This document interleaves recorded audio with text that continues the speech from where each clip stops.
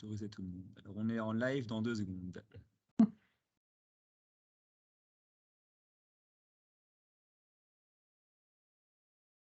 Bonjour à tous, bonjour à tous les clubs présents, merci, vous êtes nombreux ce soir pour ce premier webinaire de la Club Manager Academy, sachant que le tout premier webinaire prévu au mois d'octobre avait dû être reporté sur les assurances. Donc voilà, c'est la première fois qu'on se réunit cette saison dans le cadre de cette Club Manager Academy.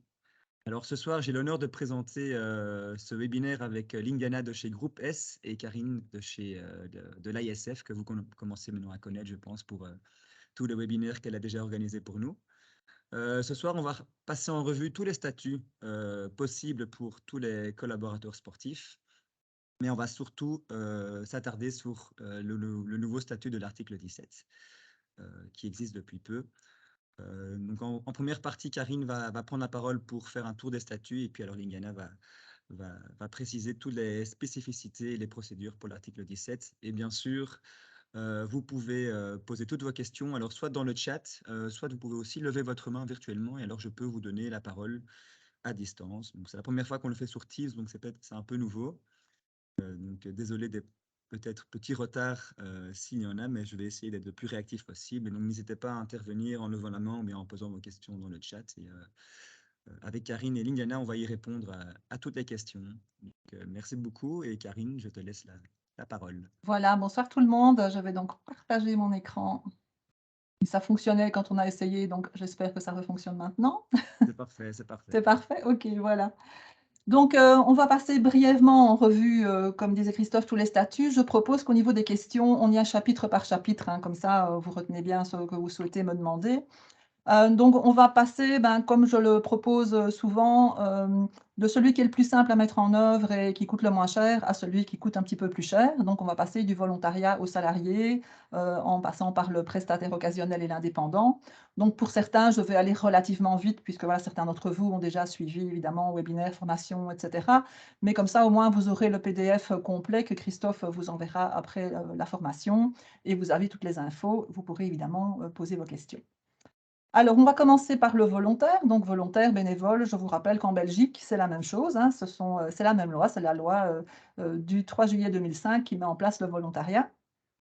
Donc, juste les 5 conditions que je rappelle pour savoir est-ce qu'on est bien dans le cadre du volontariat. Donc, au départ, le volontariat, c'est un acte gratuit, c'est donc la finalité d'aider autrui, c'est-à-dire qu'on donne de son temps à la collectivité. C'est ce que vous faites tous quand vous entraînez nos jeunes en soirée après votre boulot. Alors, pas de contrainte à exercer l'activité, ça veut dire qu'on ne va pas vous obliger à fonctionner dans le cadre du volontariat. Ça veut dire aussi que le volontaire, il peut partir quand il veut. Donc, il n'y a pas de préavis à mettre en œuvre. On a beau faire un écrit, une convention, tout ce qu'on veut, voilà, il y a pas du tout d'obligation de mettre des préavis. Le volontaire, il peut partir quand il veut. Donc ça peut poser un petit souci en termes d'organisation. Donc l'engagement ici, clairement, il est moral. Je rappelle que l'exercice de l'activité, elle se fait en dehors du cadre familial ou privé et aussi à l'exclusion de toute entreprise commerciale. Donc clairement, c'est pour le secteur non marchand. Donc les clubs sportifs qui sont constitués en ASBL, c'est le cas pour les clubs qui sont affiliés à la fédération. Mais bon, si vous avez un boulanger qui vous dit viens dimanche matin m'aider à vendre mes croissants, et que ce monsieur est une société commerciale, évidemment, on ne peut pas faire du volontariat. Là, ça s'appelle du travail au noir, on évite. Alors, on reparlera un petit peu des cumuls tout à l'heure parce que je sais que c'est une question qui vous intéresse toujours, mais donc je rappelle déjà qu'on ne peut pas être volontaire si on est salarié ou indépendant en même temps pour la même activité. Donc ça se conçoit évidemment chez le même employeur, mais je vous donnerai des exemples tout à l'heure. Très important aussi, pas de rémunération. Donc, le volontariat, c'est du défraiement, c'est pas de la rémunération. Rémunération égale activité professionnelle, égale salaire. Donc, on évite ce terme-là quand on parle de volontariat. Donc, quand vous payez vos bénévoles sur leur compte bancaire, vous mettez bien défraiement et pas rémunération. Le volontaire a quelques obligations qui sont liées à son statut social. Donc, de temps à autre, il faut déclarer l'activité bénévole préalablement aux autorités compétentes. Donc ça, c'est important à signaler à vos volontaires pour ne pas qu'ils aient de perte de leurs indemnités. Donc, notamment s'ils sont chômeurs, très important de compléter le formulaire C45B, de le rentrer à l'ONEM via leur syndicat ou la CAPAC pour déclarer l'activité bénévole. Donc, ce formulaire, il est rempli conjointement entre le travailleur, et, enfin le volontaire, et l'employeur. Et donc, on veut tout simplement savoir, est-ce que l'activité bénévole ne va pas les empêcher de chercher du travail? Est-ce qu'elle ne leur prend pas tout leur temps? Donc, clairement, si vous indiquez que la personne va effectuer chez vous 30 heures par semaine, sachez que l'ONEM va dire non. Il faut vraiment essayer de rester sous le mi-temps, sinon, voilà, c'est considéré comme ça ne peut pas être du volontariat. Si le futur volontaire est en incapacité de travail, attention aussi, donc il faut demander ici l'autorisation au médecin conseil de la mutuelle, c'est lui qui doit le faire, pour exercer une activité bénévole. Ici, on cherche à savoir simplement si l'activité bénévole ne va pas nuire à son état de santé. Si le futur volontaire dépend du CPAS, qu'il perçoit le revenu d'intégration sociale, donc là aussi, il faut le signaler à son assistant social. Pas de problème, en général, ils sont justement très heureux que les gens fassent du volontariat, ça leur permet de remettre un pied justement dans le monde du travail. Et alors encore quelque chose qui est un petit peu obsolète, mais qui existe encore donc dans certaines, administrations, c'est la fameuse déclaration de cumul. Donc par exemple, si vous avez des moniteurs qui sont, enseignants, ben, ils doivent toujours faire une déclaration de cumul, à l'école. Voilà, en fait, pour les fonctionnaires, on veut savoir ce qu'ils font dans leur vie privée, c'est la déclaration de cumul. Alors comment est-ce que le volontaire peut être indemnisé pour ses prestations? Puisqu'on a dit qu'il ne pouvait pas percevoir de rémunération, donc il peut percevoir un défraiement. Plusieurs systèmes pour percevoir ce défraiement. Donc, il y a le système des frais réels et il y a le système du forfait.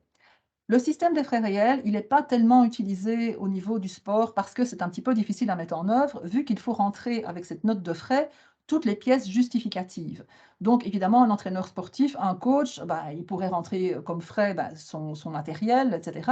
Mais ça ne va pas couvrir sa prestation en elle-même, hein. Ce qu'il veut, lui, c'est qu'on lui paye sa prestation. Donc le système des frais réels, son avantage, c'est qu'il n'est pas plafonné. Le désavantage, c'est qu'il faut justifier toutes les dépenses. Sauf pour les frais de déplacement, où là, on peut utiliser les montants qui sont autorisés par le gouvernement. Donc pour la voiture, pour l'instant, on est à un maximum de 0,41, 0,7 euros du kilomètre. Si le coach vient à vélo, on est à 0,25 euros du kilomètre. Donc ça, c'est des références qui viennent des circulaires des frais de parcours des fonctionnaires fédéraux. C'est la référence qui a été utilisée dans la loi. Alors, ce qui, sert le plus au niveau des coachs sportifs, évidemment, c'est le système du défraiement forfaitaire. Donc là, il faut bien se rappeler qu'il y a 2 plafonds à ne pas dépasser. D'une part, le plafond journalier qui est en 2022 de 36,84 € par journée et d'autre part, le plafond annuel qui est de 1 473,37 € toujours en 2022, qui peut être éventuellement majoré, on va y venir, pour certaines fonctions jusqu'à 2 705,97 €. On peut ajouter à ça un petit peu de beurre dans les épinards, c'est-à-dire des frais de déplacement, mais ici, ils sont limités à 2000 kilomètres par an. Pour 2000 kilomètres par an, en général, ça va suffire, mais peut-être que par contre, pour des arbitres, voilà, qui font énormément de déplacements, ça va être un petit peu juste. Donc c'est clair que si on peut toujours justifier que les déplacements, sont effectués dans le cadre de l'activité bénévole, ben voilà, il y a pas trop de soucis. Voilà, j'ai jamais vu personnellement, de réclamation de l'administration par rapport à ça, quand on peut le justifier. Donc les 36,84 € par jour, peu importe que vous ayez une prestation d'1 heure, de 3 heures ou de 8 heures, c'est toujours 36,84 € par jour. Ce qui signifie que dans la note de frais, parfois, il faut être un petit peu imaginatif et qu'une prestation va devoir se dérouler sur plusieurs journées pour qu'on puisse la défrayer en respectant les plafonds légaux. Alors vous voyez en dessous, attention, il y a des dérogations. C'est vrai que certains sports bénéficient de dérogations via une circulaire fiscale du SPF Finance. Donc, vous voyez là la référence, vous aurez dans le PDF, vous pourrez cliquer pour aller retrouver la circulaire. Donc, football, basket, hockey sur gazon et handball bénéficient de montants forfaitaires spéciaux, qui sont des montants ici par match. Donc, on peut aller entre 12,50 € et 25 € par match, donc ça suivant la division du hockey, etc. ici. Pour certaines fonctions, donc ça comprend les encadrants au sens large, hein, les entraîneurs, etc. Mais attention, on ne peut pas cumuler les 2 systèmes. Ça veut dire que dans une même année civile, une même année fiscale, donc ici l'exemple c'était 2022, il va falloir choisir dans quel système on se trouve. Donc soit on prend le système du défraiement forfaitaire régime général, hein, le plafond qui est indiqué là plus haut, soit on choisit la circulaire fiscale. Donc ça, c'est vraiment quelque chose qu'on ne peut pas combiner. Il faut choisir en fonction de la situation et réfléchir un petit peu, bah, combien de prestations est-ce qu'il y a sur l'année? Est-ce que voilà, les matchs, c'est plus intéressant? On voit ici qu'on parle de matchs, on ne parle pas d'entraînement, donc clairement, ça peut être bien pour des arbitres, mais peut-être pas intéressant pour des entraîneurs, ce fameux régime dérogatoire. Alors, je vous ai parlé d'un plafond majoré. Le régime général prévoit un plafond de 1 473 €. Il est majoré jusqu'à 2 705 € pour les fonctions sportives. On peut toujours ajouter les 2000 kilomètres de frais de déplacement. Vous voyez qu'ici, il y a une petite, phrase qui nous dit: «Cette limite ne s'applique pas», donc excusez-moi, il y a un cette limite ne s'applique pas, c'est le plafond qui en est applicable. Voilà, il y a un petit bug dans la phrase. En cas de transport régulier de personnes. Donc en fait, si vous avez des coachs qui font du covoiturage, donc par exemple aussi qui vont emmener des jeunes aux compétitions, et cetera, ou qui emmènent tout simplement leurs collègues, on peut considérer que c'est du transport régulier de personnes. Voilà, c'est une interprétation que Maggie de Bloch, qui avait mis cette disposition en place à l'époque, avait confirmée. Donc là, le plafond, il saute. Alors, qu'est-ce que c'est que ce plafond majoré de 2 705,97 €? À qui s'adresse-t-il? Qui peut s'en servir? Eh bien, voilà, vous voyez, c'est un arrêté royal qui date de 2018. C'est encore un petit morceau de beurre en plus dans les épinards, parce que voilà, au niveau du secteur sportif, on a toujours beaucoup réclamé en disant: «Mais c'est pas suffisant, la quarantaine de prestations finalement qui est autorisée, avec le plafond actuel». Et donc, pour les entraîneurs, les professeurs de sport, les coachs, les arbitres, vous voyez ici les stewards, les responsables du terrain, donc aussi la logistique, ce plafond annuel, il est porté à 2 705,97 €. Vous voyez qu'on est quand même toujours ici dans quelque chose de plus intéressant.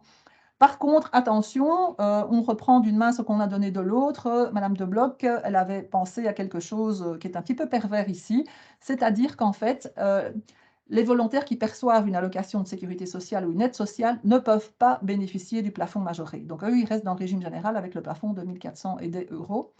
Pourquoi? Parce qu'en fait, ici, la récompense, c'était de dire, bah, voilà, les bons cotisants, en fait, ceux qui travaillent et qui cotisent déjà à la sécurité sociale, qui donnent de leur temps en plus de leur travail, ils ont droit au plafond majoré. Mais ceux qui sont finalement des allocataires sociaux, ben, ceux-là, tant pis pour eux, ils n'ont pas droit au plafond majoré. Donc, vous voyez ici, on parle des vrais revenus de remplacement, maladie, repos de maternité, allocation d'invalidité, la pension, et cetera. Même le droit passerelle pour les indépendants, le chômage, évidemment, et le revenu d'intégration sociale. Donc ces personnes-là, dès lors qu'elles ont une allocation, elles sont limitées au, régime général 1 400 €. Alors je viens aux restrictions de cumul ici en précisant un petit peu. Donc vous voyez, il n'est pas permis d'exercer des prestations dans une même période, hein. C'est ça que ça veut dire quand on parle de cumul, on parle vraiment dans une même période. Donc en même temps, on ne peut pas être volontaire et professionnel pour une même fonction chez le même employeur.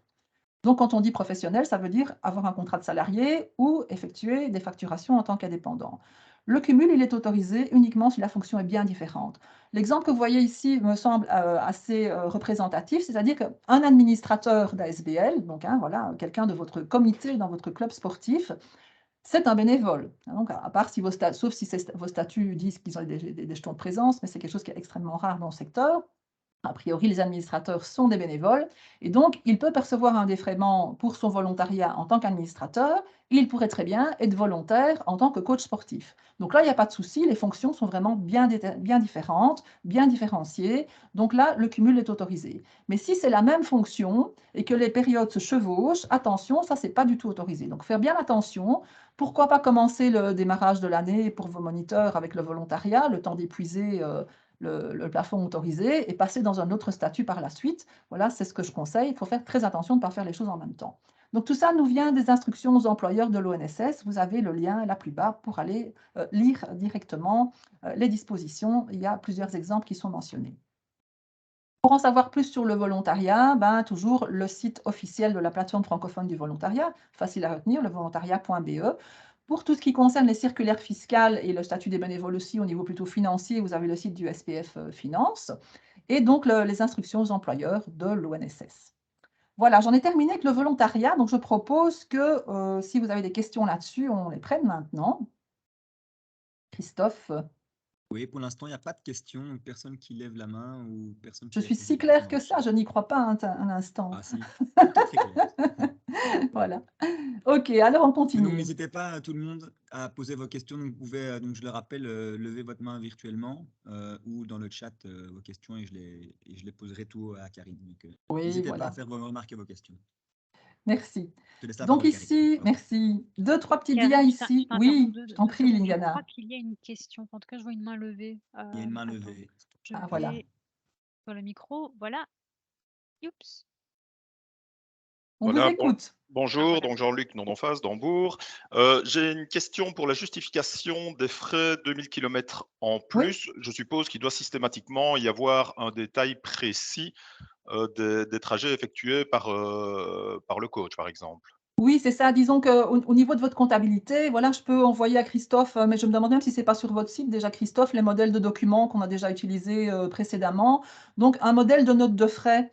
Donc, il va reprendre dans le dessus, c'est un petit fichier Excel que j'ai préparé, que vous pouvez mettre à votre sauce. Donc, on va indiquer au démarrage, au-dessus de la note de frais, ben voilà, 10 prestations fois 35 € par exemple. Et dans la deuxième partie, vous avez autres frais. Et donc là, vous mettez le nombre de kilomètres qui sont effectués fois le montant que vous allez donner, donc tout en veillant à ne pas dépasser les 0,4170 du kilomètre. Vous pouvez donner moins, bien évidemment. Hein. Donc, je rappelle quand même, il n'y a aucune obligation de défrayer les bénévoles. Maintenant, je sais bien que dans notre secteur, ça devient difficile d'avoir des bénévoles si on ne les défraie pas un minimum. Mais donc, si vous dites, nous, on donne 10 cents du kilomètre, c'est possible aussi. Hein. Et donc, voilà, il faut que, évidemment, ces déplacements, on puisse justifier qu'ils sont en lien avec l'activité bénévole. Mais vous avez vos feuilles de match, vous avez vos calendriers d'entraînement. En cas de contrôle, voilà, eux, ils vont quand même aller voir simplement les notes de frais et ils vont vérifier si les plafonds journaliers ne sont pas dépassés. Et voilà, a priori, avec une note telle que je vous la propose, c'est suffisant.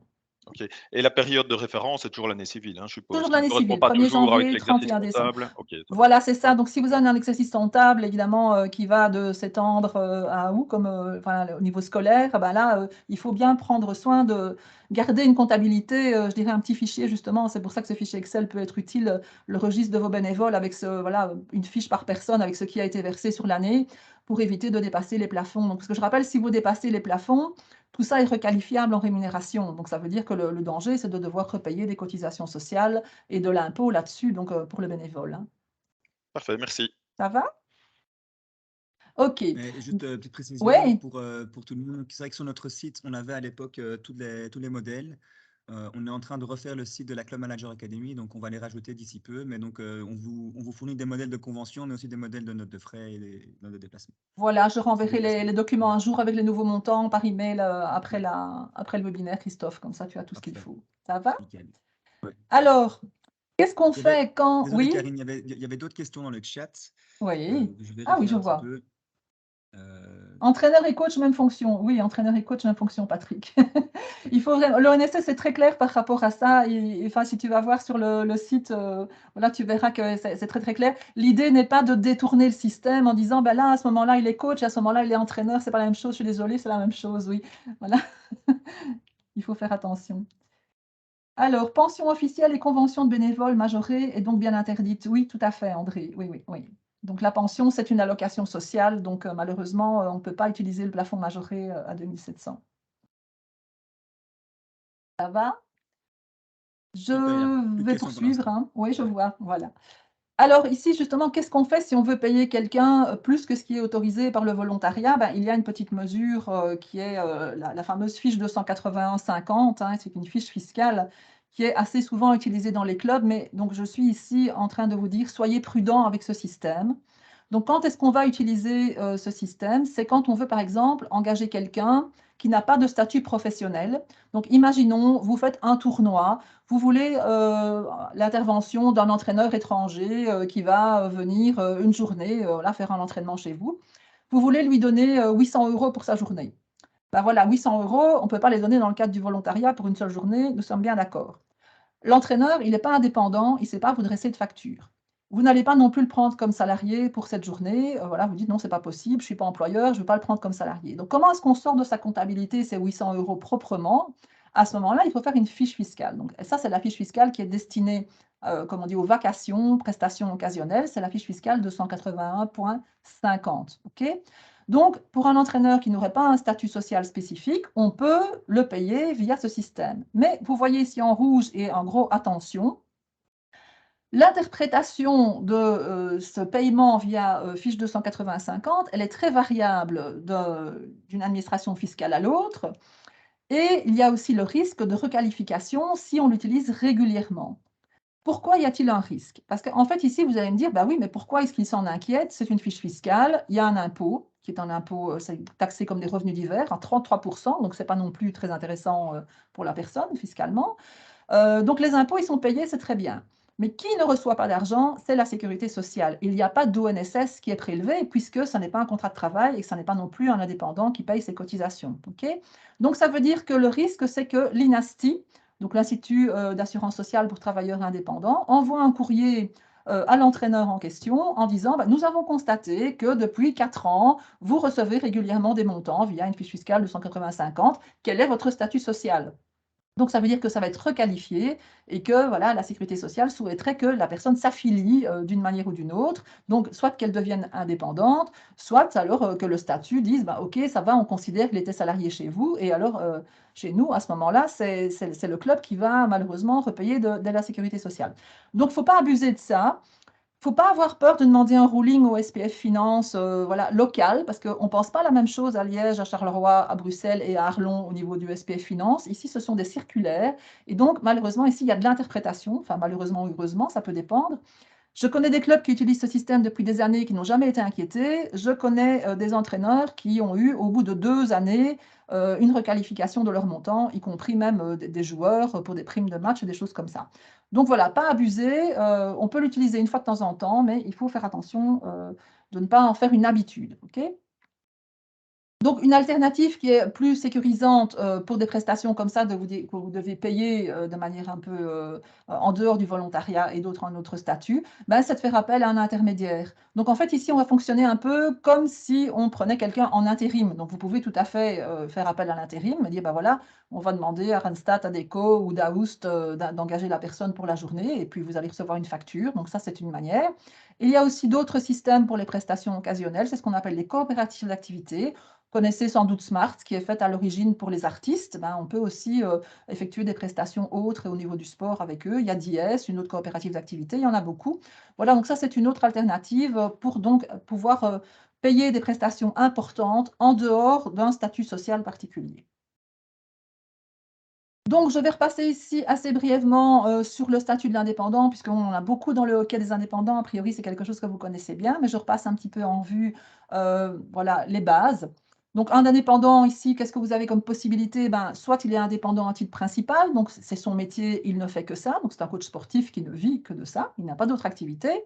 Soit ce qu'on rencontre le plus souvent dans vos métiers, c'est un indépendant à titre complémentaire. Ça veut dire qu'en journée, peut-être vous êtes professeur d'éducation physique ou bien ou vous êtes fonctionnaire, ou vous êtes banquier, peu importe, mais vous avez cette activité à titre complémentaire. Okay ?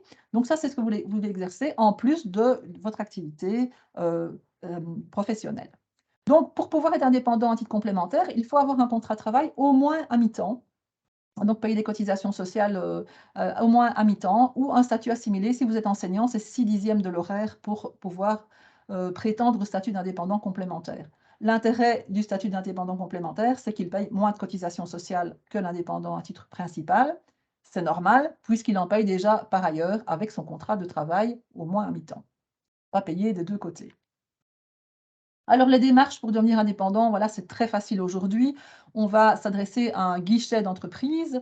Je pense que l'Indiana pourra aussi nous en parler, puisque le groupe S effectue aussi ce genre de prestations. On s'adresse à un guichet d'entreprise qui va vérifier les conditions d'accès au métier et faire les inscriptions à la banque Carrefour, éventuellement la TVA, la caisse d'assurance sociale, la mutuelle si vous êtes indépendant en titre principal. Vérifier aussi si vous disposez des compétences de gestion, donc c'est ce qu'on appelle la gestion de base. Il y a une base de données qui s'appelle Diplo, sur laquelle vous pouvez aller voir si le diplôme dont vous disposez voilà, vous ouvre finalement le droit à la gestion de base. Ça peut aussi être votre conjoint, un parent, je pense jusqu'au 3e degré, si je ne me trompe, qui peut ouvrir la gestion de base.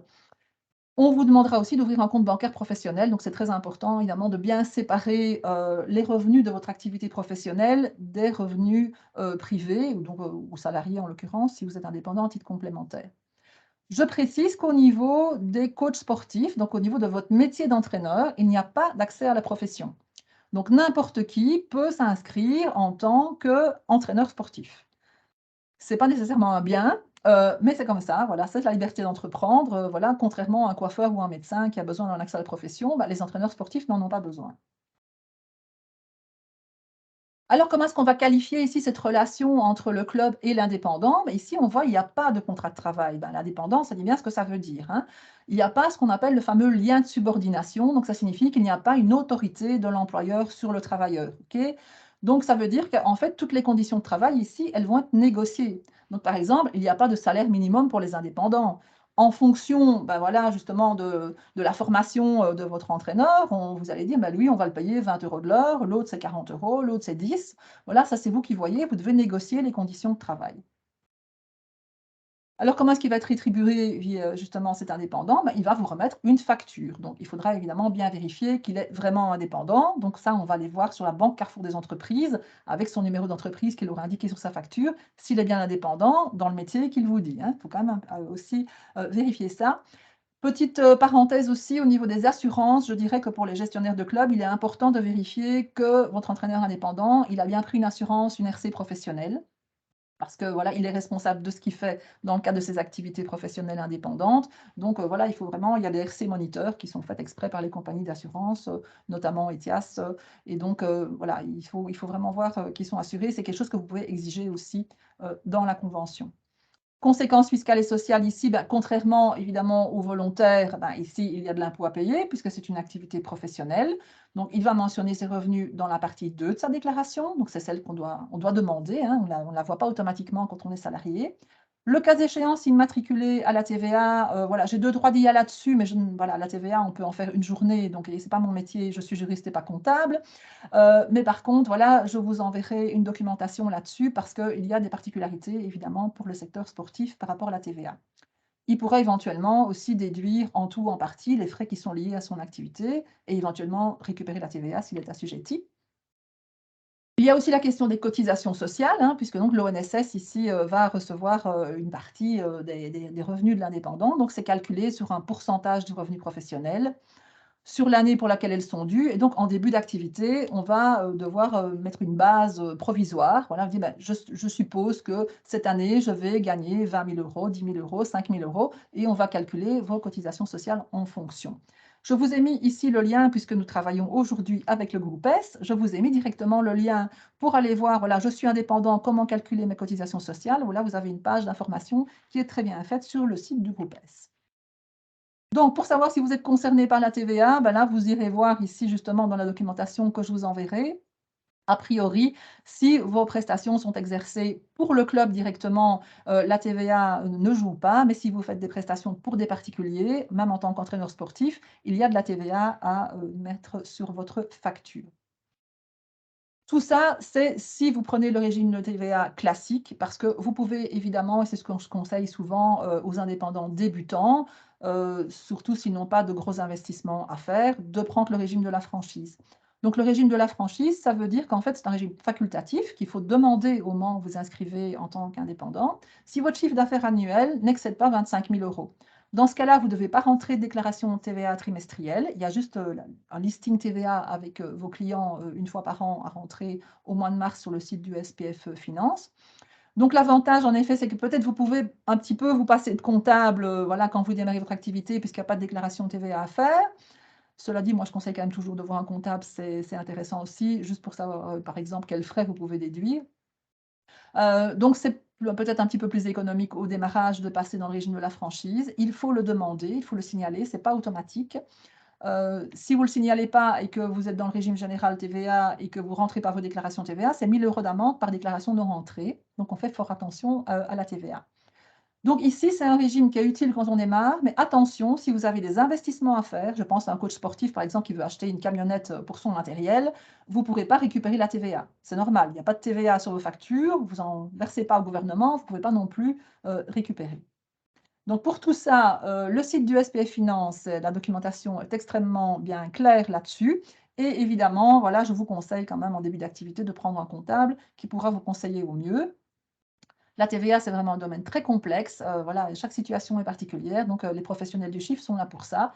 N'hésitez pas. Sur le site de l'ITA, qui est l'organisme qui agrée les experts comptables, vous avez une liste de comptables. Vous faites faire une recherche par localité si vous n'en connaissez pas. Maintenant, le bouche à oreille, en général, c'est bien aussi pour trouver votre comptable.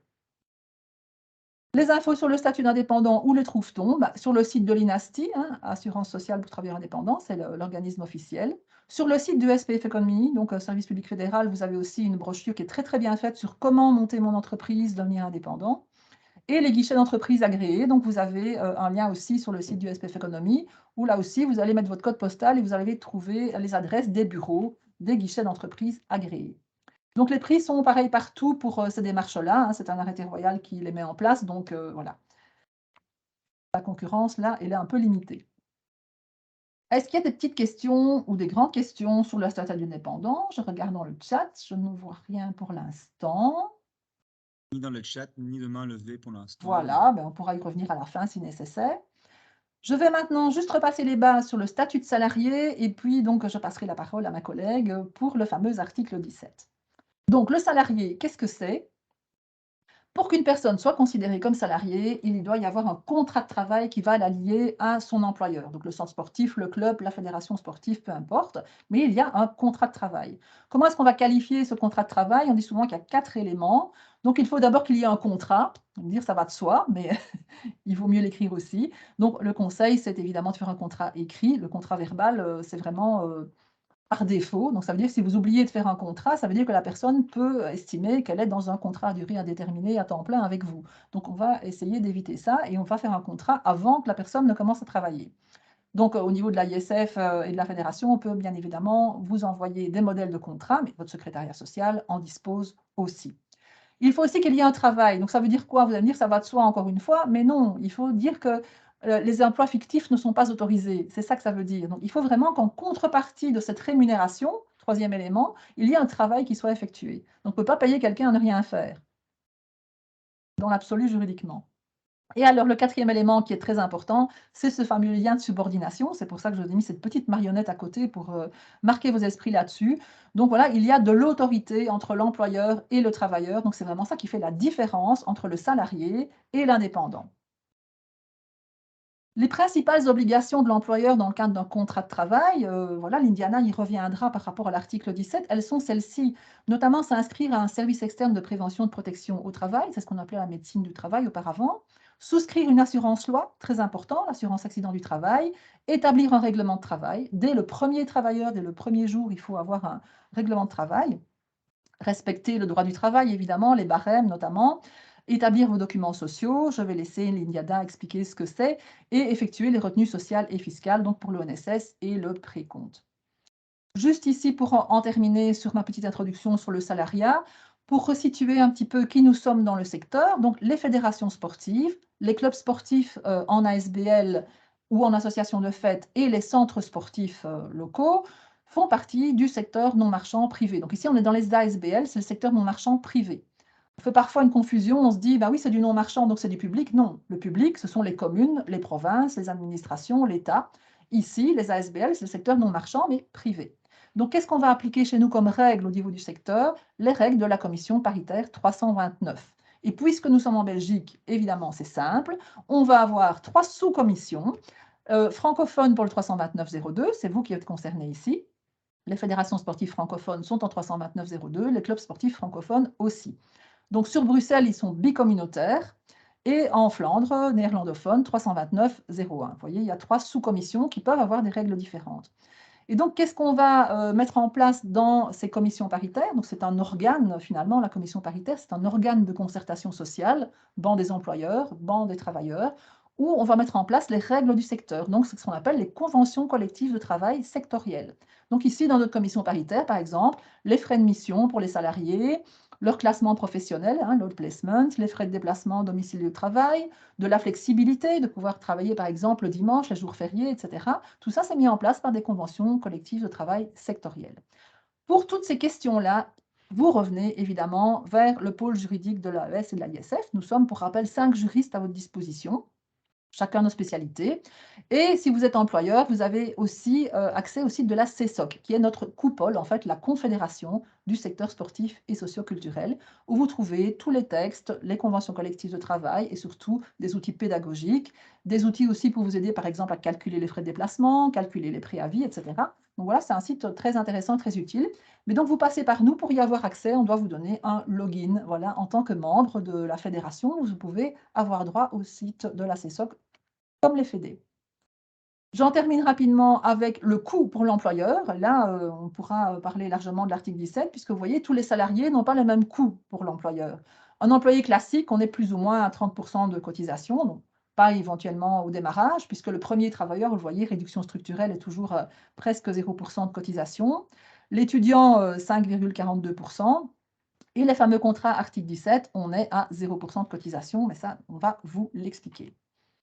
Le contrat d'occupation d'étudiant, je ne vais pas en parler aujourd'hui parce que sinon ça va être trop long, mais vous l'aurez donc dans votre documentation. Je préfère laisser la parole maintenant à ma collègue pour vous parler du fameux contrat article 17, donc ce qui remplace, entre guillemets, le travail associatif qui était mis en place depuis 2018. Voilà, je vais cesser le partage. Merci Karine. Voilà. Bonsoir à toutes et à tous. Alors, je vais désormais partager mon écran du coup. Voilà. Oups. Alors, je pense que c'est en ordre et que vous voyez mes slides. C'est Alors, parfait. super, merci. Oups, je ferme. Et voilà. Donc alors, bonsoir. Donc moi, c'est Lindiana. Je travaille au département juridique du secrétariat social Groupe S. En fait, je suis juste juriste de consultation. Donc, on prend les questions des clients, des affiliés et des gestionnaires. Et ce soir, eh bien, je comptais vous parler en fait du travail associatif. Alors, en fait, le travail associatif, enfin, vous l'avez sans doute suivi, ça a connu pas mal de rebondissements. C'était un peu une saga sans fin. Alors, c'est un système, en fait, c'est un dispositif qui a été mis en place par le législateur en juillet 2018 et qui permettait aux employeurs, moyennant le respect de certaines conditions, d'occuper des travailleurs associatifs pour l'exécution de certaines activités en particulier. Et en fait, l'avantage, c'était vraiment qu'il y avait une exonération sociale et fiscale de l'indemnité qui était octroyée à ces travailleurs associatifs. Malheureusement, la Cour constitutionnelle a en fait annulé le dispositif dans un de ses arrêts en 2020 parce qu'elle considérait en fait d'une part que la différence de traitement entre les travailleurs associatifs et les travailleurs ordinaires, donc les travailleurs salariés dont vient de parler Karine, n'était pas justifiée puisque les deux catégories de travailleurs effectuaient quelque part les mêmes activités en fait en pratique. Et que il n'y avait pas de justification en fait qui permettait d'expliquer la raison pour laquelle les travailleurs associatifs ne tombaient pas dans le champ d'application de la loi sur la durée du travail, pourquoi est-ce qu'il y avait une exonération sociale et fiscale, etc. Et deuxième aspect qui était critiqué par la Cour constitutionnelle, c'est que eh bien, l'objectif en fait du législateur en mettant en place le travail associatif, c'était de contrecarrer le travail non déclaré et en fait, selon la Cour constitutionnelle, cet objectif n'était pas véritablement garanti ou en tout cas, il n'y avait rien qui démontrait matériellement que cet objectif avait été atteint. Donc, pour ne pas laisser les employeurs complètement désemparés, la Cour avait prévu en fait que les effets de la législation sur le travail associatif étaient maintenus jusqu'au 31 décembre 2020. Et après, eh bien, la balle était en fait dans le camp des politiques qui devaient revoir leur copie et prévoir un nouveau dispositif. Alors, c'est ce qu'ils ont fait, mais ce dispositif intermédiaire n'a en fait pas une longue vie puisqu'il a pris fin au 31 décembre 2021. Il n'a pas été prolongé pour 2022. Et c'est comme ça en fait que, eh bien, on a maintenant un tout nouveau dispositif, donc qui repose en fait sur un élargissement de l'article 17 de l'arrêté royal du 29 novembre 1969 sur l'ONSS. Et c'est de ce dispositif dont je voulais vous parler. Alors, voilà un peu le menu pour ce soir. Donc, on va voir qui peut faire appel aux travailleurs donc, sous l'égide de cet article 17. Qui sont les travailleurs qui sont exclus. Qu'est-ce qu'il en est au niveau des coûts en termes de sécurité sociale, en termes de fiscalité? Quelles sont les formalités à accomplir? Et je toucherai un mot très rapidement sur le statut, mais je n'insisterai pas là-dessus puisqu'évidemment, ce qui nous intéresse surtout, c'est les aspects liés à l'ONSS et à la fiscalité. Alors, qui peut Indiana, recourir je te coupe 2 Pardon. secondes parce Oui. que tu n'es pas en plein écran, donc Ah, c'est peut-être pardon. un peu petit. Donc si Attends, tu te je mets vais en plein écran, partager ça sera ici comme ça. Voilà, ouais, c'est très nickel, Ah, bien. super, parfait. merci. Donc, qui peut faire appel aux travailleurs associatifs? Alors, il y a différentes catégories d'employeurs. Bon, on ne va pas toutes les voir, on va juste voir celles qui peuvent vous concerner à vous. J'en ai relevé 3 principales. Donc, on a tout d'abord les employeurs qui sont organisés en tant qu'association sans but lucratif ou en société à finalité sociale, dont les statuts stipulent que les associés ne recherchent aucun bénéfice patrimonial. Alors eux, ils peuvent faire alors recours à du travail associatif quand ils organisent des colonies de vacances, des plaines de jeux et des campements de sport pour toutes les personnes qu'ils occupent en qualité d'intendants, d'économes, de moniteurs ou de surveillants, et ce, exclusivement pendant les vacances scolaires. Donc par vacances scolaires, on entend en fait les vacances de Noël, les vacances de Toussaint, les vacances de Pâques, les vacances de Carnaval et les vacances d'été. Donc ça, c'était pour la première catégorie. La seconde catégorie, ça regroupe en fait les organisations qui sont reconnues par les autorités compétentes ou les organisations qui sont affiliées à une organisation coupole reconnue, donc c'est le cas des fédérations, et qui ont pour mission de dispenser une formation socioculturelle et ou une initiation sportive et ou des activités sportives. Alors, les organisations vont pouvoir faire appel à cet article 17 pour les animateurs, les chefs, les moniteurs, coordinateurs, entraîneurs, sportifs, professeurs de coach, coach sportif, coordinateur des sports pour les jeunes, responsable du terrain ou du matériel, formateur, coach ou responsable de processus, quand ils sont occupés en dehors de l'horaire de travail ou scolaire ou pendant les vacances scolaires. Ça, c'était donc la seconde catégorie. Et enfin, la troisième catégorie qui peut nous intéresser, c'est celle qui concerne les organisateurs de manifestations sportives pour toutes les personnes qu'ils occupent exclusivement le jour de la manifestation, avec évidemment à l'exclusion les sportifs rémunérés. Donc ça, c'était pour la question du qui peut avoir recours à cet article 17. Alors, il y a évidemment des exclusions qui sont prévues. Ces organisations que je viens de citer ne peuvent pas utiliser l'article 17, ou en tout cas occuper des personnes sous son égide, pour toutes les personnes qui étaient liées à l'organisation en question au cours d'une période d'1 an qui précède le début des prestations par un contrat de travail, une affectation statutaire, un contrat d'entreprise ou du travail intérimaire. Alors pour la question du contrat d'entreprise, gardez ça à l'esprit, j'y reviens dans quelques instants parce qu'en fait il y a une exception à cette exclusion. On va y revenir dans quelques instants. Mais donc le principe, c'est qu'on ne va pas pouvoir utiliser l'article 17 pour les catégories ici reprises, donc la plus importante étant celle qui concerne le contrat de travail, quand la personne a été liée à l'organisation au cours d'une année, au cours d'une période d'1 an qui précède le début des prestations. Alors, cette interdiction, en fait, ne va pas concerner les personnes qui ont été occupées dans le cadre d'un contrat de travail étudiant. Donc, c'est ce dont Karine elle ne vous en a pas parlé, mais elle va vous envoyer les slides par rapport à ça. Mais donc, les étudiants, c'est ceux qui sont occupés dans le cadre du fameux contingent de 475 heures. Ça ne concerne pas non plus les travailleurs dont le contrat a pris fin à la suite d'une mise à la pension et les personnes qui ont été occupées conformément à l'article 17, tel que prévu par la législation. Donc dans ces cas-là, même s'il y a une occupation, même si la personne a été liée en fait à l'organisation au cours d'une période qui précède 1 an, l'occupation sous le statut de l'article 17, eh bien, si elles avaient un contrat de travail étudiant ou si leur contrat de travail a pris fin à la suite d'une mise à la pension ou si elles ont été occupées dans le cadre de l'article 17, eh bien, il n'y a pas d'exclusion à ce qu'elles soient occupées dans le cadre de l'article 17. Je vous disais, retenez cette règle de l'article du contrat d'entreprise, de cette exclusion du contrat d'entreprise, parce qu'en fait, il y a une dérogation à cette exclusion. En fait, comme le cadre légal et les réglementaire du travail associatif n'a été entièrement élaboré qu'à la fin d'avril 22, début 2022, il y avait encore beaucoup d'incertitudes et de flou. Et c'est la raison pour laquelle certaines personnes voilà, le législateur a quand même décidé de mettre en place une tolérance pour 2 catégories de travailleurs, si je peux dire, qui ont été, d'entrepreneurs, en tout cas de personnes qui ont conclu des contrats d'entreprise durant la période du 31 décembre 2020 et jusqu'au 1er octobre 2022. Et cette tolérance, elle est d'application jusqu'au 30 septembre 2023 inclus. Alors cette tolérance, elle concerne d'une part ça concerne surtout le secteur des artistes, hein, mais c'est plus pour mes mots que je le cite.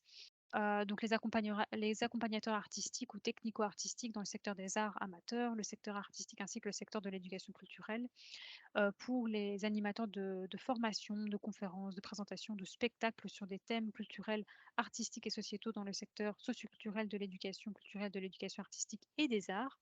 Et alors la seconde tolérance, c'est aussi donc pour ça concerne toujours les contrats d'entreprise ou les contrats qui ont été conclus en fait via un bureau social pour les artistes. Donc toujours les contrats on vise ici toujours les contrats qui ont été conclus entre le 31 décembre 2020 et le 1er octobre 2022. Et cette tolérance est donc d'application jusqu'au 30 septembre 2023. Juste pour être sûr que j'ai été bien claire. J'étais en train ici donc de voir les exclusions et Le principe, c'est que les personnes qui étaient liées à l'organisation au cours d'une période d'1 an qui précède le début des prestations, qui précèdent les prestations par un contrat de travail, par exemple, ne peuvent pas être occupées dans le cadre de l'article 17. À cela, il y a des petites exceptions, donc pour les contrats de travail étudiants, pour la rupture du contrat en cas de pension. Et il y a aussi 2 tolérances qui concernent les occupations qui ont été effectuées dans le cadre de contrats d'entreprise, mais c'est pour vraiment une tolérance jusqu'au 30 septembre 2023. Voilà, ça c'était pour la question de savoir bien qui peut conclure, qui peut occuper des travailleurs sous article 17 et quelles sont les catégories de travailleurs qui sont exclus. On va désormais rentrer dans le vif du sujet en abordant les aspects de sécurité sociale, puisque finalement, c'est ce qui nous importe en termes de coûts, et c'est un peu tout l'intérêt de ce dispositif. Alors, la règle, c'est qu'on va pouvoir exonérer de cotisations de sécurité sociale à condition de respecter un certain quota d'heures. Alors, il y a différents quotas d'heures qui ont été mis en place. Vous voyez déjà que le quota d'heures va varier en fonction du secteur. Donc, on a un contingent quelque part qui est vraiment propre au secteur du sport, un autre qui est propre au secteur socioculturel et un autre qui est propre aux étudiants. En plus de cette première différence, on a aussi des quotas qui vont varier et qui doivent à chaque fois être respectés, évidemment, d'une part sur le plan de l'année civile. Donc, on a un quota annuel. Alors, au niveau du secteur du sport, ce quota annuel est de 450 heures. Il est de 190 heures pour les étudiants et de 300 heures pour le secteur socioculturel. En dessous, enfin, à côté de ça, à côté de ce quota annuel, on a aussi un quota trimestriel. Pour le secteur du sport, ce quota trimestriel est de 150 heures. Pour les étudiants aussi. Et pour le secteur socioculturel, il est légèrement inférieur puisqu'il est de 100 heures. Alors, ça, c'était le principe pour le premier, le deuxième et le quatrième trimestre. Mais pour le troisième trimestre, donc pour l'été, on peut déroger à ces quotas puisque vous voyez qu'ils sont supérieurs. Donc pour le secteur du sport, le plafond est de 280 heures durant le troisième trimestre, 190 heures pour les étudiants et pour le secteur socioculturel également. Donc pour pouvoir bénéficier d'une exonération sur le plan de la sécurité sociale, il faut impérativement que ces quotas d'occupation soient respectés. Alors, il est possible de combiner les différents quotas, mais il faut à chaque fois veiller à ce que le plafond annuel n'excède pas 450 heures par an. Et en plus de ça, il faut à chaque fois respecter les différents quotas trimestriels. Ici, j'ai repris un exemple. Donc, on va prendre quelqu'un qui a été occupé durant le premier trimestre 2022 et on a déclaré 100 heures dans le cadre du secteur socioculturel. Donc, pour le socioculturel, ici, vous voyez que le contingent par trimestre, il est de 100 heures. Donc ici, on est OK. Et en fait, parallèlement à ça, on a aussi déclaré, on a aussi donc occupé cette personne dans le cadre du contingent du sport. Alors ici, ce qui se passe, le problème, c'est que comme cette personne a également été occupée à hauteur de 100 heures pour dans le secteur du sport, eh bien, vous voyez que il a dépassé en fait le nombre d'heures par trimestre et donc la déclaration va être refusée puisque on aura dépassé le contingent ici trimestriel pour les deux secteurs en fait. Donc ça, c'est une première chose. Donc on peut combiner les activités, mais il faut quand même veiller à respecter premièrement un plafond total de 450 heures par an et respecter les plafonds trimestriels. Il y a une deuxième subtilité à souligner, c'est que pour les étudiants, le plafond total, il est toujours de 190 heures par an. Alors j'ai repris ici de nouveau un exemple. On va par exemple occuper pendant le premier trimestre un étudiant en tant qu'étudiant, donc vraiment avec le salaire étudiant, je veux dire. On parle ici d'occupation avec la DIMONAS-TU, j'y reviendrai dans quelques instants. Et en parallèle, on occupe cet étudiant dans le cadre ici de l'article 17 dans le secteur socioculturel et on l'occupe 200 heures. Eh bien, si on l'occupe 200 heures, il faut être vigilant puisque ici, en fait, on aura dépassé le plafond des 190 heures et donc on va devoir déduire en fait l'excédent du contingent des 475 heures pour étudiant. Alors, donc, quand on occupe un étudiant, on ne peut l'occuper en tant qu'étudiant que pendant 475 heures. Donc, on va déduire de ce contingent les 200 heures qu'il a effectuées en tant qu'étudiant, ça c'est normal. Et de ça, on va également déduire, on va également déduire 10 heures en fait qu'il a effectué en trop par rapport au plafond, de 190 heures et enfin ça donne du coup un résultat de 265 heures. Donc en fait, il ne restera plus à cet étudiant que 265 heures, de prestations possibles dans le cadre de son contingent. Voilà, je ne sais pas si par rapport à ça, vous avez des questions. Peut-être que j'ai pas été très claire. Je suis désolée, c'est beaucoup de plafonds, donc c'est facile de s'embrouiller les pinceaux. Mais vraiment, le principe ici essentiel à retenir, c'est qu'on peut combiner les différents quotas en respectant les 450 heures par an et en respectant les différents quotas trimestriels. Et alors, petite subtilité pour les étudiants, on a en fait un plafond total qui est différent, qui est de 190 heures par an. Et si on dépasse ce quota de 190 heures par an, eh bien l'excédent en fait doit être retiré d'un autre quota, le fameux quota des 475 heures qui va peut-être passer d'ailleurs à 600 heures ici à partir de 2023 pour continuer, enfin, dans le cadre de l'occupation de cette personne. Voilà. Alors, ici, finalement, qu'est-ce qui se passe en cas de dépassement? En cas de dépassement, on va devoir payer alors des cotisations de sécurité sociale comme pour un salarié ordinaire pour toutes les rémunérations, donc pour toutes les heures de travail qui ont effectué chez l'employeur au cours de l'année civile, mais l'employeur auprès duquel il y a eu un dépassement du quota. Et pour les étudiants, il y a une sanction, comme je disais, supplémentaire, puisqu'on va déduire en fait les heures prestées du contingent étudiant de 475 heures. Donc, c'est l'exemple ici que je vous citais où on doit déduire les 10 heures en trop qui ont été effectuées par rapport au plafond de 190 heures. Voilà. Alors, tout ça, ça nous amène à penser qu'en fait, les quotas, ils sont super importants et qu'il faut vraiment veiller à ne pas les dépasser. Alors, comment on peut s'assurer que ces quotas n'ont pas été dépassés? Pour le travailleur lui-même, eh bien, il peut vérifier son quota sur le site internet, donc travaillassociatif.be, qui est assez simple à retenir. Ça lui permet alors de vérifier si son quota a été dépassé ou pas.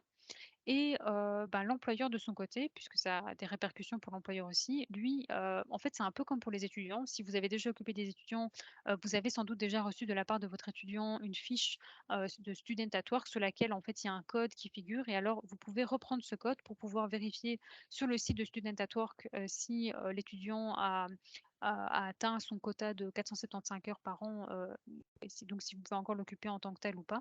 Eh bien, c'est le même principe pour le travailleur associatif. Ça a été mis en place assez récemment. Le travailleur remet un document en fait, sur lequel figure un code.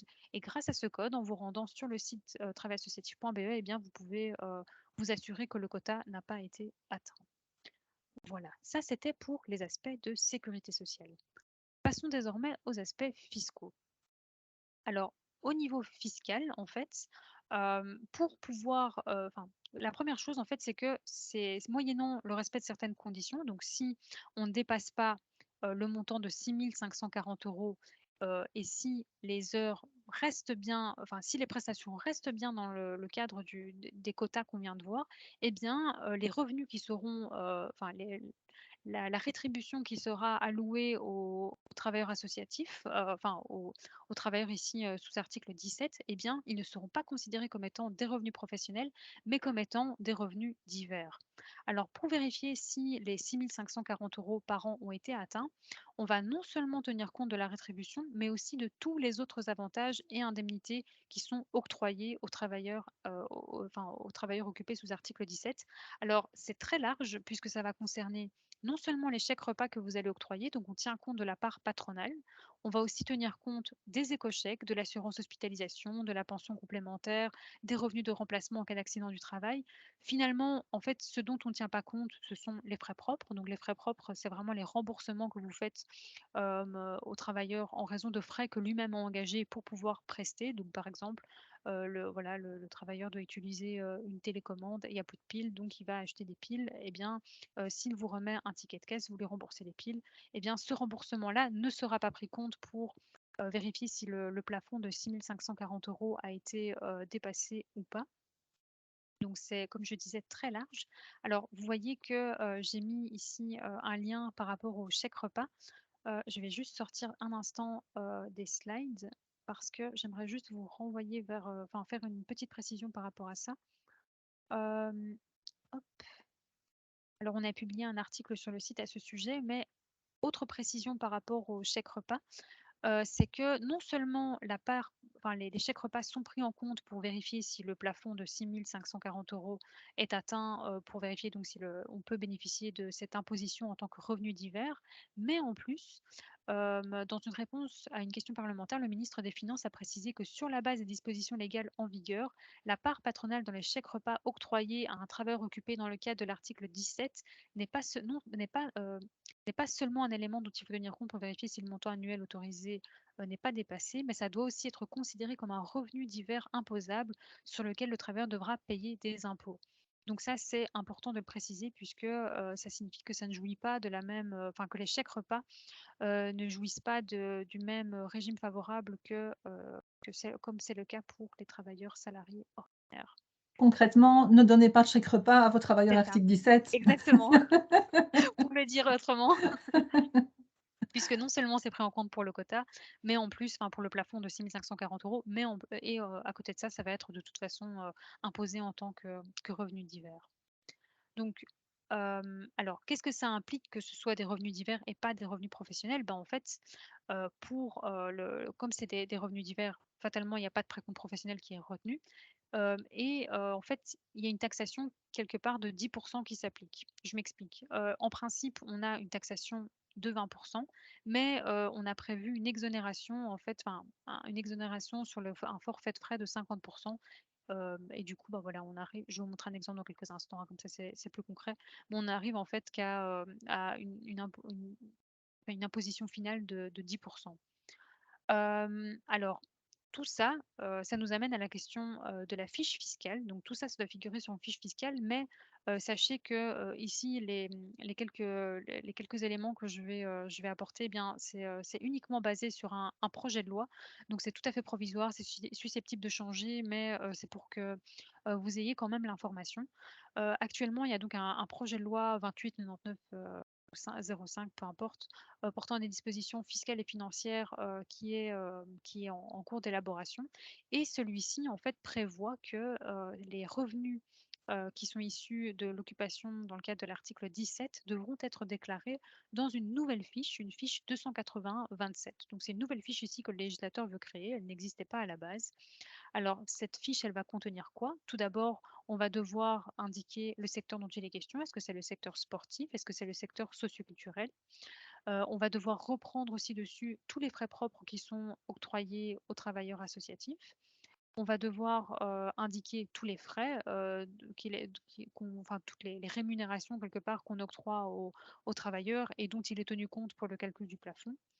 On va indiquer, pour faciliter le contrôle de l'administration, les heures qui sont prestées par trimestre. Et enfin, ça c'est une petite particularité, on va également devoir indiquer le précompte qui a été éventuellement retenu entre le 1er janvier 2022 et le 15 mai 2022. Alors, ça me semblait important de le préciser, donc parce que, il se peut en fait que dans l'attente de la mise en place de ce régime ici, article 17, eh bien, vous ayez déclaré, des personnes, normalement, donc en gros que vous ayez retenu du précompte professionnel sur les rétributions qui leur sont octroyées. Eh bien, pour le précompte professionnel qui aurait été retenu sur les rémunérations pour les activités associatives du 1er janvier 2022 au 15 mai 2022, le projet de loi, dont je vous parlais, ici, prévoit en fait, expressément une imputation sur l'impôt.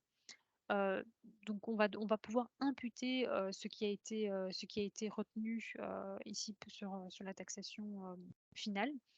Alors ça c'est une petite solution qui a été trouvée pour la période comme je vous disais, du 1er janvier 2022 au 15 mai 2022.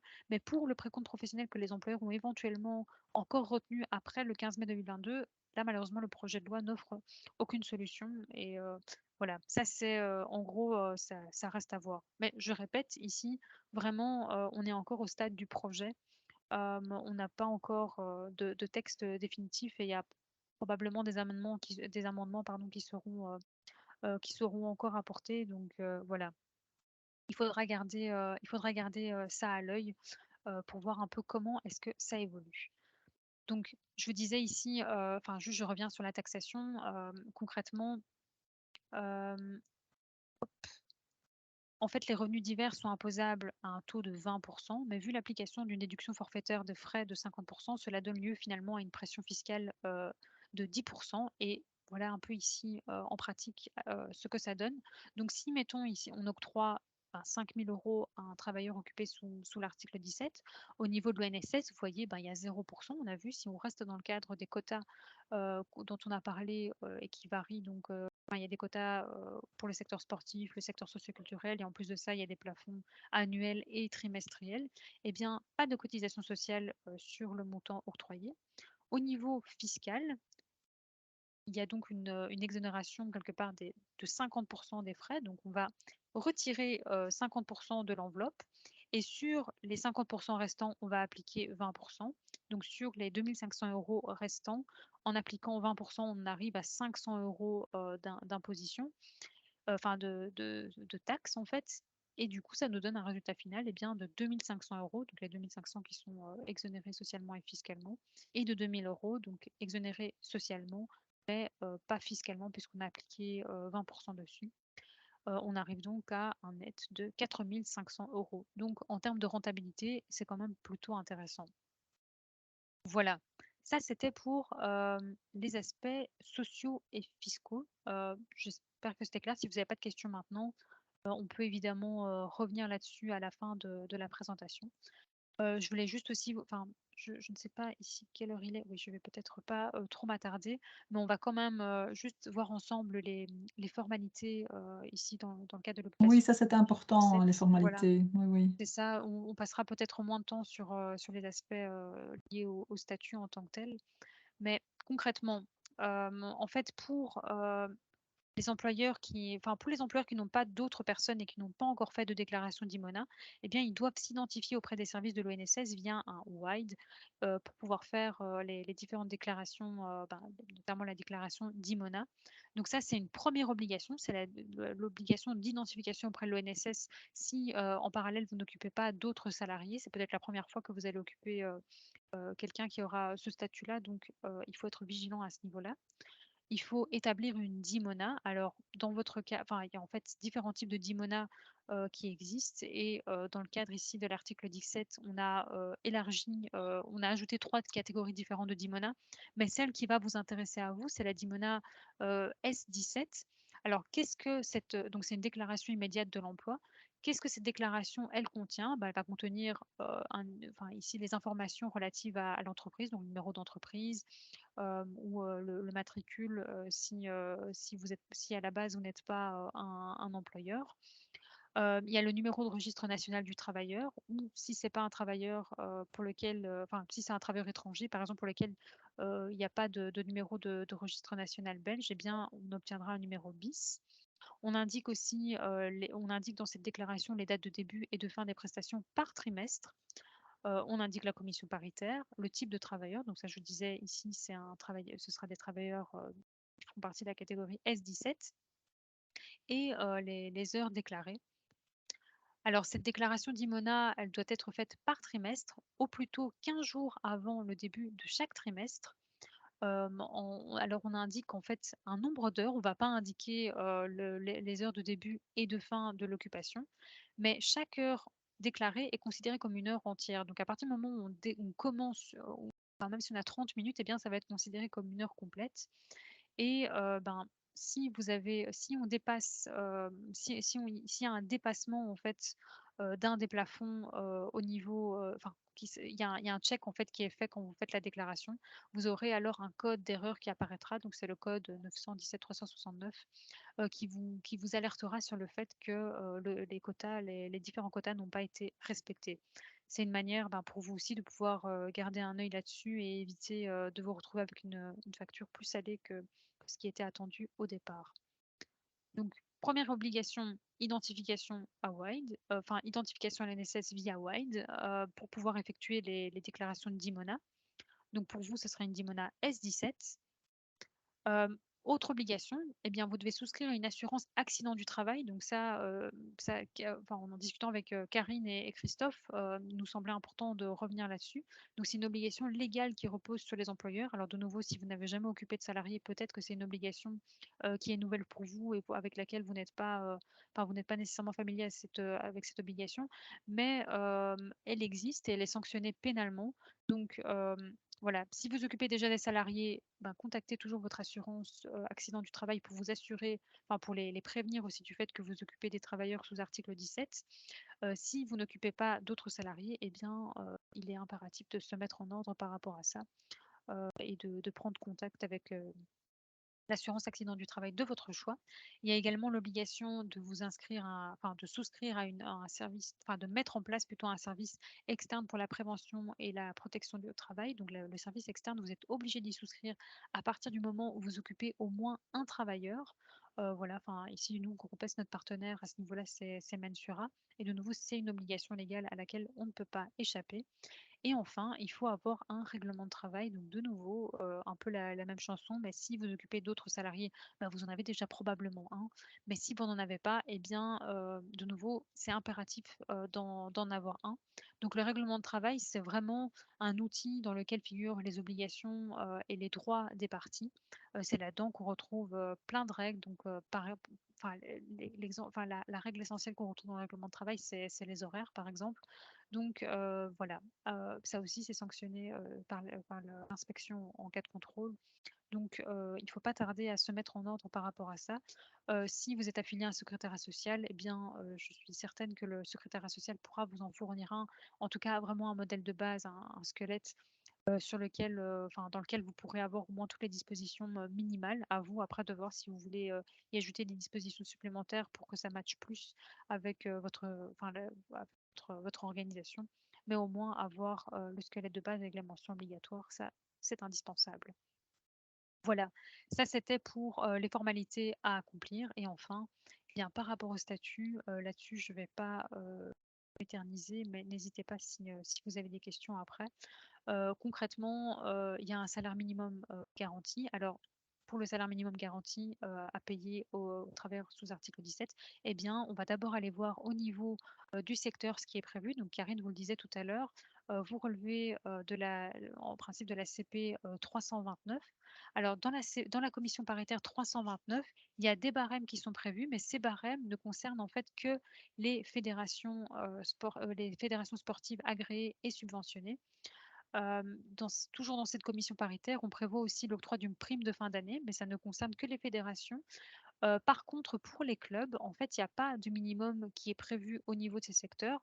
Donc, quand on n'a pas de minimum qui est prévu au niveau du secteur, eh bien, on doit appliquer ce qu'on appelle le RMMG.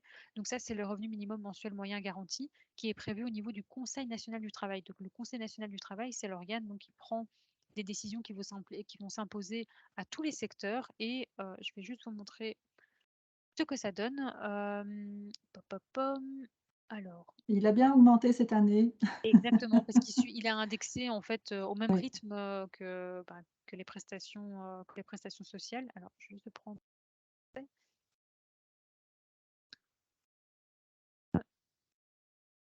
Voilà, ici, vous voyez, c'est le montant tel qu'il a été. Enfin, ah, mince. On voit toujours le Quel slide. chapitre? Ah, pardon. Je vais arrêter de partager et revenir à l'écran. Voilà. Christophe. Donc, quand vous allez dans notre documentation ici, là, je suis sur le site internet tel qu'il est accessible. Excellente documentation. En tant que juriste, je m'y réfère très souvent. Je voudrais savoir. C'est vrai. Mais donc, si on reprend ici les secteurs, donc ici, vous avez ce qu'on appelle, nous, la commission paritaire 300. Donc, c'est la commission paritaire du Conseil national du travail. C'est là où on retrouve toutes les dispositions interprofessionnelles, donc qui sont applicables à tous les secteurs, à défaut de dispositions plus favorables prévues au niveau du secteur. Comme je disais, pour les clubs de sport, ce n'est pas le cas. Donc, la commission paritaire 329 ne prévoit rien en termes de barème minimum ou de prime de fin d'année. Et alors, on va aller ici. Et vous avez ici, en fait, vous voyez, on a une indexation au 1er novembre 2022. Comme disait Karine, ça a beaucoup augmenté. Alors, j'espère que vous allez voir le document PDF. Super. Et là, en fait, vous avez les montants mensuels. Donc, on a les montants qui sont applicables en vertu de la convention collective numéro 43. Donc, c'est celle qui concerne les revenus, le revenu minimum mensuel moyen garanti pour les travailleurs âgés de 18 ans ou plus. Vous voyez, ici, on a un montant mensuel qui est de 1916, pardon, 70 euros. On a ensuite un montant horaire, peu importe. Oui, On a, les clubs sportifs sont c'est friands ça, des montants horaires, ça leur sert souvent. bah, Ouais. vous les avez tous ici. Et on a la CCT 50 qui, elle, concerne les jeunes en fait de moins de 18 ans. Voilà, ici vous avez de nouveau les montants mensuels, les montants horaires, toujours en fonction de l'occupation, enfin en fonction du régime hebdomadaire, donc qui varie qui est soit de 37, soit de 38, soit de 39 heures ou encore de 40 heures ici.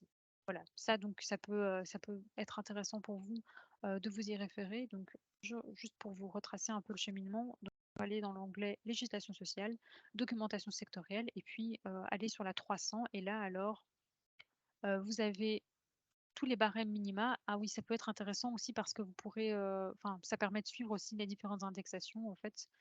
Sur le site internet, on retrouve ça aussi. Là, vous avez la documentation sectorielle. Enfin, bon, ici, on est dans la 300, donc c'est pas palpitant. Mais si je prends la 329, pom, pom, pom, et ici, donc je disais, la 329, elle prévoit des barèmes minimum ainsi qu'une prime de fin d'année pour les fédérations. Pom, pom, pom, région Wallonne. Là. Et Et ça, ils ici, les ont aussi sur le site de la CESOC, hein. ah, bah voilà, parfait. Mais pour ceux qui n'ont pas accès au site de la CESOC, le secrétariat social, FGCC c'est en libre nickel. accès, quoi, voilà. Ils sont Il n'y a toujours pas très, très de... bien. Ouais, ouais. Et ils sont bien clairs. Et ici, vous avez tous les différents minimums qui sont prévus, mais on ne va pas rentrer dans Voilà, les détails. 329,02 pour C'est vous ça. aussi. Parce qu'on peut dire quand même que s'ils souhaitent utiliser les barèmes des fédérations, ils peuvent, puisqu'ils sont toujours Ah, tout à supérieurs fait. au revenu minimum du Conseil national du travail. Et donc, moi, j'ai constaté dans les nouveaux employeurs cette année qui utilisent le système, qu'il y en a pas mal qui disaient, ben oui, mais nous, on n'a pas envie d'utiliser le minimum, on veut donner plus que ça. Et donc, je conseillais de prendre une référence. Et bon, la référence logique ici pour eux, c'est de dire, ben, on va appliquer, puisque ce sont des fonctions qui existent dans les fédérations sportives, on va demander à appliquer les barèmes des fédérations. Mais il faut bien le signaler à votre secrétariat social, parce que ça, il ne peut pas le savoir de lui-même. Sinon, d'office, il va appliquer pour les clubs le RMMG. Bah, tu fais très bien de le préciser. Effectivement, je disais, ici, ce qui est prévu au niveau de la commission paritaire 300, c'est vraiment un minimum Oui, qui doit être appliqué dans tous les secteurs. Mais évidemment, vous pouvez octroyer plus. Et comme tu le suggères à juste titre, autant se calquer alors sur un secteur qui est, enfin, sur votre secteur, proche. en fait, Oui. et sur ce qui est prévu dans la 329 pour permettre une meilleure lisibilité aussi et plus de, comment dire, ce sera plus simple pour vous et pour le secrétaire social de suivre un peu les différentes indexations, etc. et de vous assurer que tout est toujours en ordre, quoi. Voilà. Je reprends juste les slides du coup.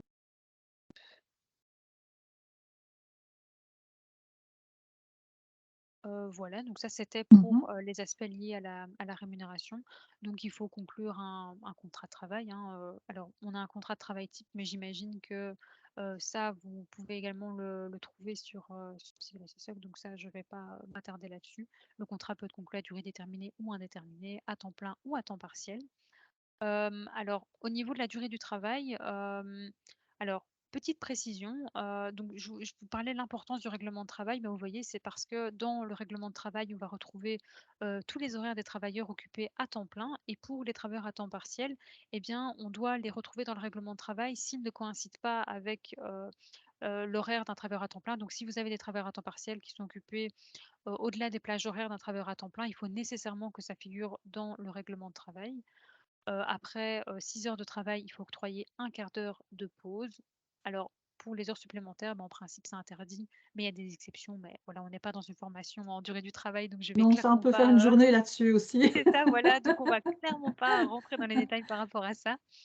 Ce que je voulais, préciser, c'est que alors là, par contre, ça a de l'intérêt. On a, tout d'abord en fait, quand vous occupez des travailleurs à temps partiel, il y a normalement certaines limites quand même à respecter. Donc, il faut que le travailleur à temps partiel soit occupé au moins à un tiers de l'horaire d'un travailleur à temps plein. Donc, pour faire très simple, si l'horaire à temps plein dans l'entreprise est de 39 heures, eh bien, le travailleur à temps partiel doit être occupé à concurrence au moins de 13 heures par semaine.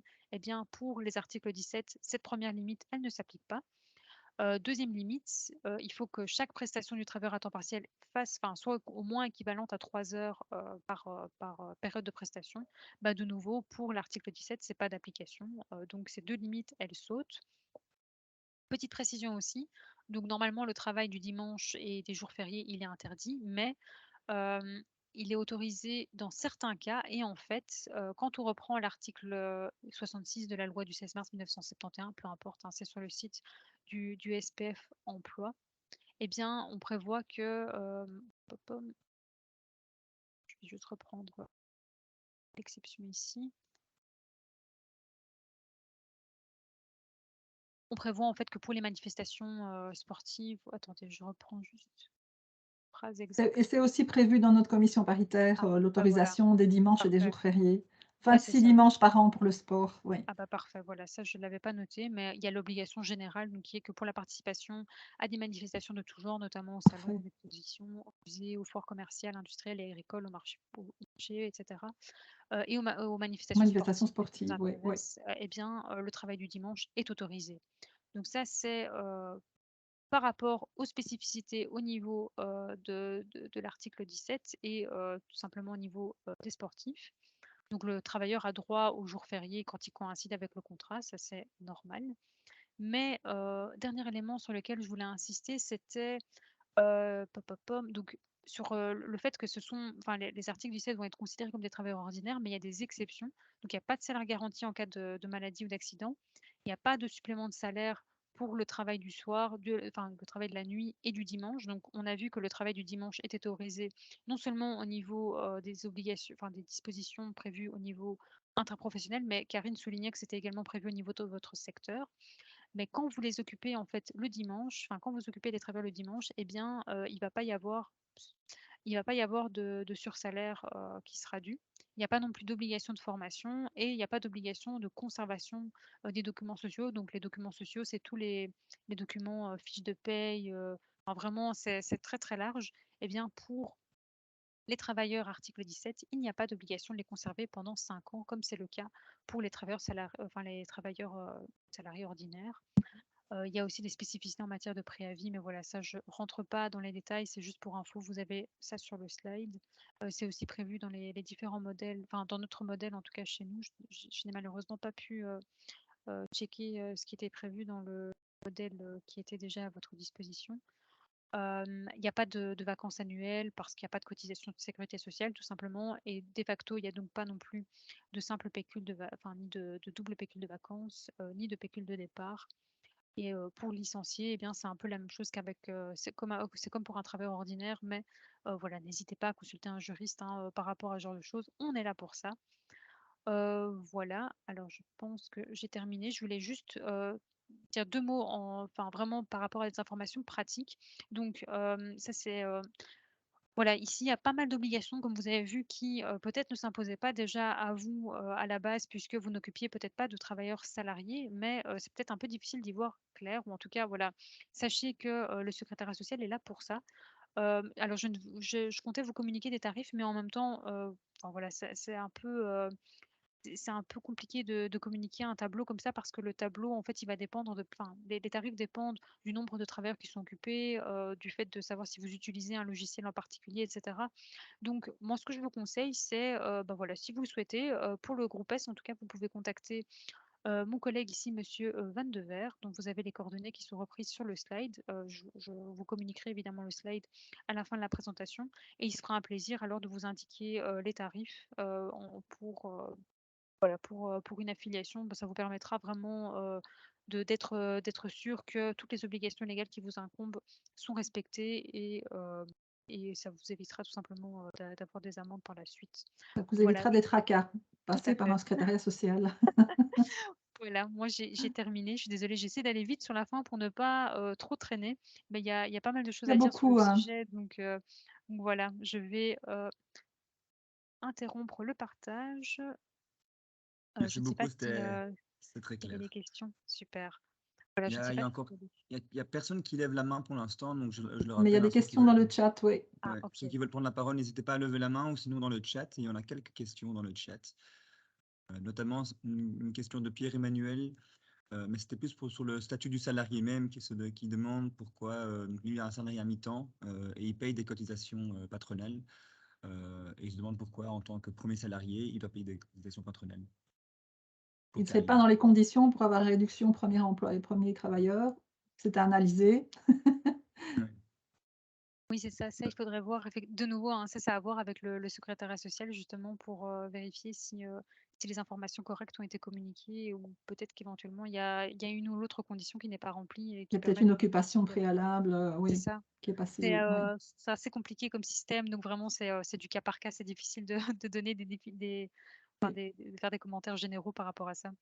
Vous pouvez contacter directement l'ONSS aussi, hein, si vous n'arrivez pas à avoir... enfin, on ne va pas dire du mal de Sécurex, on n'est pas là pour dire du mal des autres, mais je veux dire, si vous n'avez pas la réponse et que vous voulez quelque chose d'officiel, ben, vous pouvez contacter directement l'ONSS, donc vous donnez votre numéro d'entreprise, votre numéro d'ONSS, et vous expliquez la situation, et ils pourront vous expliquer a priori pourquoi ça s'applique ou pas. Voilà. Alors, une question de André de Larazante qui demande si une personne qui travaillait via Smart jusqu'en avril 2022 peut donc utiliser le statut d'article 17 pour le reste de l'année 2022. Moi, a priori, je ne vois pas pourquoi non, puisque voilà, Smart est l'employeur de la personne et Smart donne une facture pour la prestation. Donc voilà, non, moi je pense qu'il n'y a pas d'obstacle.